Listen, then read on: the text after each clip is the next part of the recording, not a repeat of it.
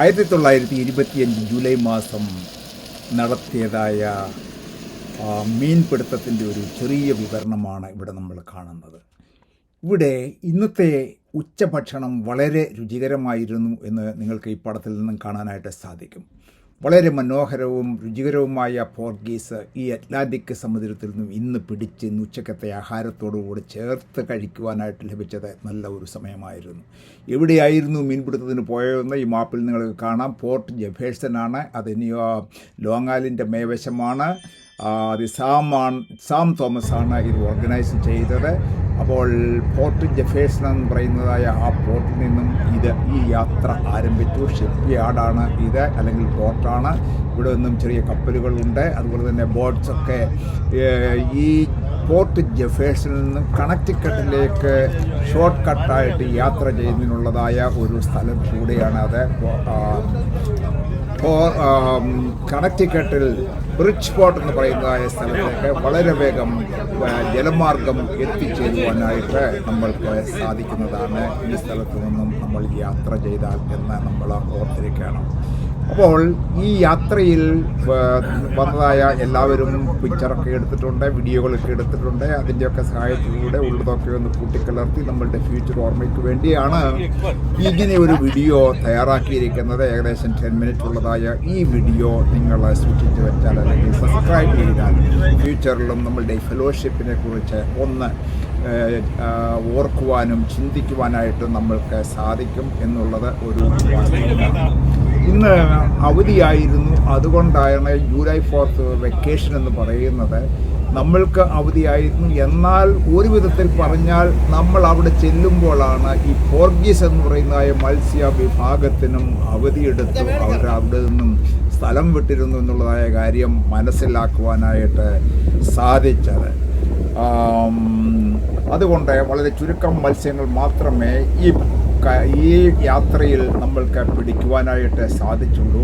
അവിടെ ചെന്നതിന് ശേഷമായിട്ട് കാറൊക്കെ പാർക്ക് ചെയ്തതിന് ശേഷം നമ്മൾ ബോട്ടിലേക്ക് കയറി ഓരോരുത്തരും അവരവരുടെ പൊസിഷൻസൊക്കെ സെക്യൂർ ചെയ്തു. ചൂണ്ടകളൊക്കെ അവിടെ തയ്യാറാക്കി വെച്ചിരുന്നു. അവിടെയുള്ളതായ ചൂണ്ടകളൊക്കെ ഓരോരുത്തരും കരസ്ഥമാക്കി അവരുടെ പൊസിഷൻസൊക്കെ സൂക്ഷിച്ചു. അതിനുശേഷമായിട്ട് ബ്രേക്ക്ഫാസ്റ്റിൻ്റെ സമയമായിരുന്നു. സാം തോമസ് കോർഡിനേറ്ററായിട്ട് ചെയ്യുന്നതായ ഈ പ്രവർത്തനത്തിൽ നല്ല ബ്രേക്ക്ഫാസ്റ്റ് സാൻഡ്വിച്ചും ഒക്കെ അവിടെ ഉണ്ടായിരുന്നു. അതൊക്കെ എൻജോയ് ചെയ്തു. ആ സമയങ്ങളിൽ ഈ ബോട്ട് ഈ സമുദ്രത്തിൽ കൂടെ യാത്രയായിരുന്നു.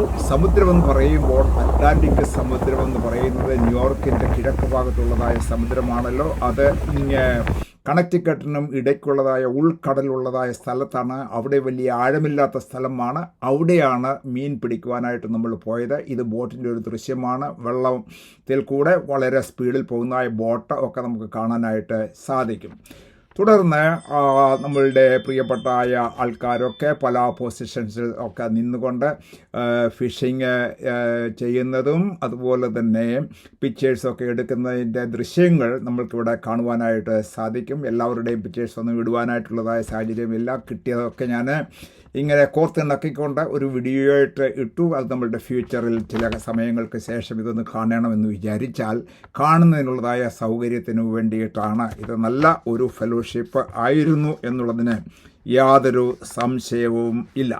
അവിടെ ചെന്നപ്പോഴേക്കും ബോട്ടിൽ തന്നെ എല്ലാവർക്കും ചൂണ്ടകൾ ഒക്കെ റെഡിയാക്കി ഇങ്ങനെ വെച്ചിട്ടുണ്ടായിരുന്നു. ആ ചൂണ്ടയിൽ കോർക്കുന്നതിനുള്ളതായ ബേറ്റുകൾ ഒക്കെ എല്ലാം റെഡിയായിരുന്നു. അതൊക്കെ ഓരോരുത്തരും എങ്ങനെയാണ് ഉപയോഗിക്കുന്നത് എന്നുള്ളതായ പരിശീലനങ്ങൾ ഒക്കെ അവർക്ക് കൊടുക്കുകയുണ്ടായി. അങ്ങനെ പരിചയമുള്ളവരും അല്ലാത്തവരും ഈ ചൂണ്ടകൾ ഒക്കെ ഉപയോഗിക്കുന്നതിനൊക്കെ വളരെ എക്സ്പേർട്ടായിട്ട് തീർന്നു. അങ്ങനെ മത്സ്യപിടുത്തം ആരംഭിക്കുന്നത് ആ നിശ്ചിത സ്ഥലത്ത് ചെന്ന് എത്തുമ്പോഴാണ്. മത്സ്യങ്ങളെയൊക്കെ അവർക്ക് കാണുവാനായിട്ടുള്ളതായ ഉപകരണങ്ങളുണ്ട്. അതിൽ കൂടെ കാണുമ്പോൾ അവിടെ സാവകാശമായിട്ട് ആ ബോട്ടുകൾ അവിടെ നിർത്തുകയും അവിടെ ഈ ചൂണ്ടകൾ ഇറക്കി അതിൻ്റെ അടിഭാഗം വരെ എന്ന് പറഞ്ഞാൽ വെള്ളത്തിൻ്റെ ആ ലോവർ അറ്റം വരെ താഴേക്ക് ചൂണ്ടകൾ ഇറക്കുകയും ആ സമയത്ത് മീൻ കുത്തുമ്പോൾ നമ്മൾ വലിച്ച് ചൂണ്ട എടുക്കുകയും അതിനെ ഒക്കെ നമ്മളുടെ അവരവരുടെ പാത്രങ്ങളിൽ ഇട്ട് സൂക്ഷിക്കുകയുമാണ് ചെയ്യുന്നത്.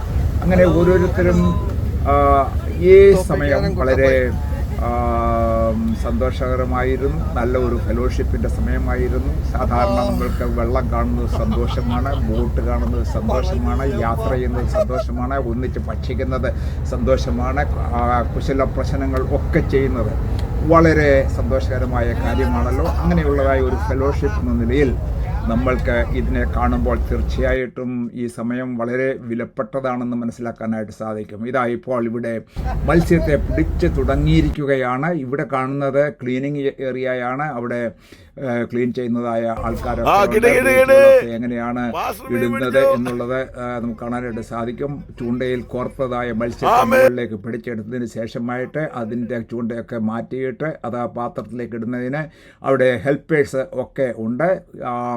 ഓരോ മത്സ്യത്തെ കിട്ടുമ്പോൾ ഓരോരുത്തരുടെയും മുഖത്ത് അതിൻ്റെ സന്തോഷം അറിയുവാനായിട്ട് സാധിക്കും. ഇതാ ഒരു ഷാർക്ക്, സ്രാഗ് എന്ന് പറയുന്ന ആ മത്സ്യത്തെ പാസ്റ്റർ ജോസ് പിടിച്ചുകൊണ്ടിരിക്കുന്നു. എന്നാൽ നിർഭാഗ്യവശാൽ അതിനും അതിൻ്റേതായ അവകാശമുണ്ട്. ഇൻഡിപെൻഡൻസ് ഡേ എന്ന് പറയുന്ന പോലെ അതിൻ്റെ റൈറ്റ് അനുസരിച്ച് അതിനെ തിരിച്ചുവിടണം എന്നുള്ളതായ നിയമപ്രകാരം അതിനെ തിരിച്ചുവിടേണ്ടതായിട്ട് വന്നു എന്നുള്ളതാണ്. അതുപോലെ മറ്റ് പല മത്സ്യങ്ങളെയും തിരിച്ച് വിടേണ്ടതായിട്ടുള്ളതായ നിയമങ്ങളും അവകാശങ്ങളുമുണ്ട് ആ ഇൻഡിപെൻഡൻസ് ഡേ ഹോളിഡേയിൽ. അത് മനസ്സിലാക്കുവാനായിട്ട് സാധിച്ചു. പാസ്റ്റർ ഒരു ഷാർക്കിനെയാണ് ഇത് കയ്യിലിങ്ങനെ പിടിച്ച് ഇരിക്കുന്നത്. ഈ സീസണിൽ നമ്മൾക്ക് പിടിക്കുവാനായിട്ട് അനുവാദമുള്ളത് പോർഗീസാണ്. എന്നാൽ ഈ സമയത്ത് മിടുക്കരായ പോർഗീസ് ആ സ്ഥലത്ത് നിന്നും മിക്കവാറും എല്ലാവരും ഫാമിലിയായിട്ട് വെക്കേഷന് എവിടെയോ പോയിരുന്നു. പിന്നീട് ആ യാത്രയിൽ സഹകരിക്കാത്തതായ പോർഗീസ് ഒക്കെ അവിടെ ഇവിടങ്ങളിലായിട്ട് ഉള്ളതുകൊണ്ട് അതിനെയൊക്കെ പിടിച്ച് നമ്മളുടെ പെട്ടിയിലാക്കിക്കൊണ്ട് വീടുകളിലേക്ക് വന്ന് കറി വെക്കുകയാണ് ഉണ്ടായത്. അതാണ് ഇന്നത്തെ നമ്മുടെ ഫിഷിങ്ങിൻ്റെ എക്സ്പീരിയൻസ് എന്ന് പറയുന്നത്. ഈ ഫിഷിംഗ് എന്ന് പറയുമ്പോൾ പലരും ഒരു വിനോദമായിട്ട് ചെയ്യാറുണ്ട്. കിട്ടുന്നതായ മീനെയൊക്കെ തിരിച്ചു വിടുന്നതായ പതിവുണ്ട് ചില കുളങ്ങളിലും ഒക്കെ. അതുപോലെ തന്നെ ചിലരാണെങ്കിൽ അത് വിലയ്ക്ക് വിൽക്കുന്നവരുണ്ട്. എന്നാൽ നമ്മുടെ ആൾക്കാരൊക്കെ അത് നല്ല മുഴുത്ത മീനെ കിട്ടിക്കഴിഞ്ഞാൽ അതിനെ വീടുകളിലേക്ക് കൊണ്ടുപോവുകയും കുക്ക് ചെയ്ത് ഭക്ഷിക്കുകയും ചെയ്യുന്ന പതിവുണ്ട്. നമ്മുടെ ആൾക്കാരെല്ലാം ലൈനായിട്ട് നിന്നുകൊണ്ട് മീനെ പിടിക്കുന്നതായ ചിത്രമാണ് കാണുന്നത്. ഇവിടെ ഓരോരുത്തർക്കും കുറേ മത്സ്യങ്ങൾ ഒക്കെ കിട്ടി. എന്നാൽ ചിലർക്കൊന്നും കിട്ടിയിട്ട് വളരെ കുറച്ച് മാത്രമേ കിട്ടിയിട്ടുള്ളൂ എന്നുള്ളതും ഒരു വാസ്തവമാണ്. വളരെ ആക്റ്റീവായിട്ട് സൂക്ഷ്മതയോടെയാണ് ഇവരെല്ലാവരും മത്സ്യത്തെ പിടിച്ചുകൊണ്ട് ഇരിക്കുന്നത്. ചില സമയങ്ങളിൽ അല്പം റെസ്റ്റിൻ്റെ സമയത്തേക്ക് വലിയ ഒരു this one look like a kingfisher. Somebody say that this is not from this Atlantic Ocean, look like from Indian Ocean. Okay. അതുപോലെ പല തരത്തിലുള്ളതായ മീനുകളൊക്കെ ഇവിടെ നമ്മൾക്ക് കാണുവാനായിട്ട് സാധിക്കും. അതുപോലെ തന്നെ റോബിൻ എന്ന് പറയുന്നതായ ഒരു തരം മത്സ്യമുണ്ട്. അതും ചൂണ്ടയിൽ കുത്തിയാൽ അതിനെയും തിരിച്ചു വിടണമെന്നുള്ളതാണ് അതിൻ്റെ അവകാശവാദം. അങ്ങനെയുള്ളതായ പല മത്സ്യത്തെയും നമ്മൾ തിരിച്ച് വിട്ടിട്ടുണ്ട്. ഷാർക്കിനെയും തിരിച്ച് വിട്ടു. അതിനെയൊക്കെ വീട്ടിലേക്ക് കൊണ്ടുപോകുന്നതിന് അനുവദിക്കുന്നതല്ല എന്നുള്ളതും ഒരു വാസ്തവമാണ്. അങ്ങനെ ഈ ചൂണ്ടയിൽ കോർത്തതായ മീനുകളെയൊക്കെ നമ്മൾക്ക് കാണുവാനായിട്ട് സാധിക്കും. വളരെ സന്തോഷകരമായ സമയങ്ങൾ ആയിരുന്നു ഇത്.